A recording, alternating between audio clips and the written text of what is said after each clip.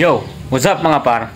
Ngayong araw, November 30, ay sisimulan natin ng isang challenge sa buhay natin na ngayon lang natin gagawin. So sa darating na December 1 hanggang December 30, ang gagawin natin ay magpapapayat tayo. Tama nga kayo nang narinig mga par. This past month ay napansin ko na sobrang ang bilis lumaki ng katawan ko. Kaya naman kakasa tayo ng isang challenge kung saan ay hindi tayo kakain ng 30 days ng walang rice. At tayo ay magpapapayat. Tama, magpapapayat tayo within 30 days. So ang gagawin lang natin is hindi tayo kakain ng rice within that 30 days. Mahihirapan ako dito pero yun nga, gusto ko tong gawin para disiplinahan din yung sarili ko. So sana magawa natin. Yan, 30 days no rice, and syempre kailangan natin ma-improve yung pangangatawan natin, no.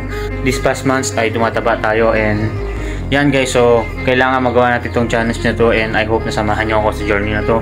Ang pinaka goal natin is mag-loss ng weight, and then yan guys, so ngayon magkikilo tayo para malaman natin kung ano yung kilo natin sa ngayon, November 30, and then after ng 30 days, magkikilo ulit tayo para malaman natin kung may improvement ba sa ating pinaggagawa o wala. So, let's go guys, samahan nyo ako. 65 kilos as of now, November 30. So ano kaya magiging kilo natin sa December 30? Kaya naman, samahan nyo ako. So yung mga par, nakita nyo naman yung kilo natin. And now, I officially announce that the challenge starts now.